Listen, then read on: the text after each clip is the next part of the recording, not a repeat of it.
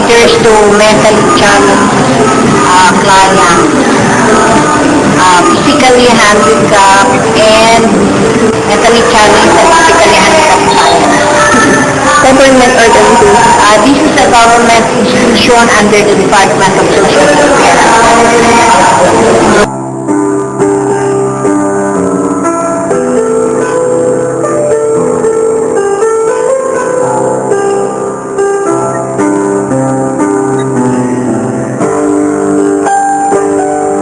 Our organization, with the improvement of the client, through the program of services we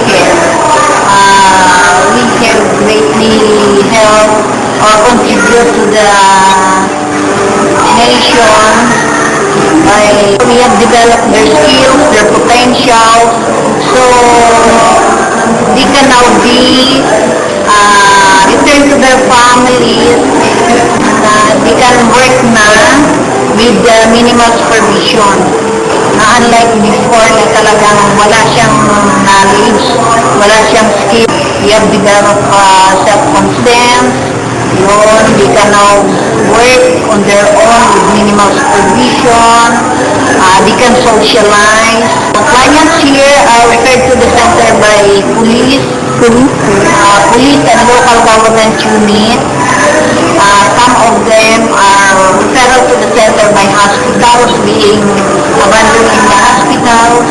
Some of them came from child caring institutions who are ready for adoption. However, after knowing that they are mentally challenged,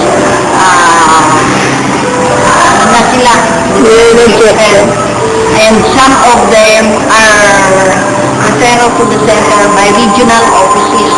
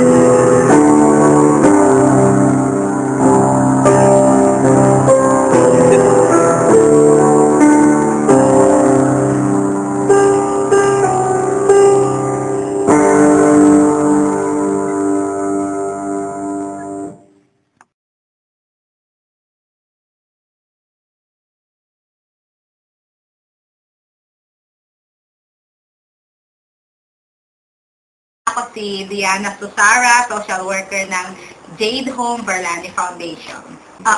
Yes. Meron kaming residential, shelter, clothing, food, kasama na yun dyan yung medicines. Kasi mostly yung mga bata namin may mga seizures yan, may mga psychiatric medicines, kakibat na rin yan. So, special children, so meron din silang mga neuro-developmental evaluation, mga specific intervention or evaluation for them. And eventually, may mga leisure sila, tapos may mga developmental activities nila.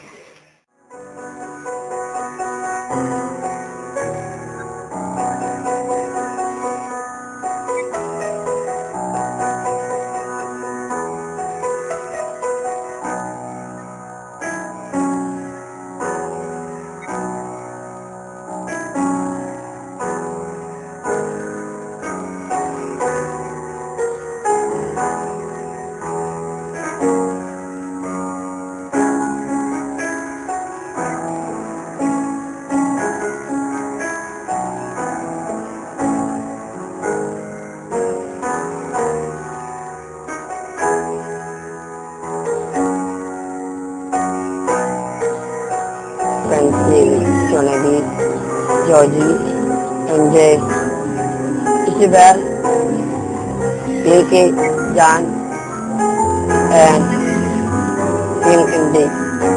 I like to dance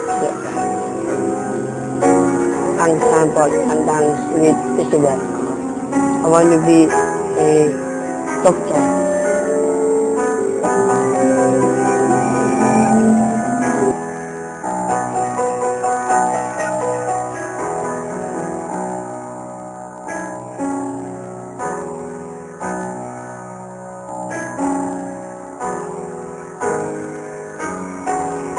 We try to make it a homey if we can. They have their mamas and they have their own cottages. They have schools all year round. They have breaks about 2 times a year of 2 weeks in favors. For those who don't go to school, we have rehab where they have physical therapy, we have occupational therapy, we have aqua therapy, which is swimming, which is great.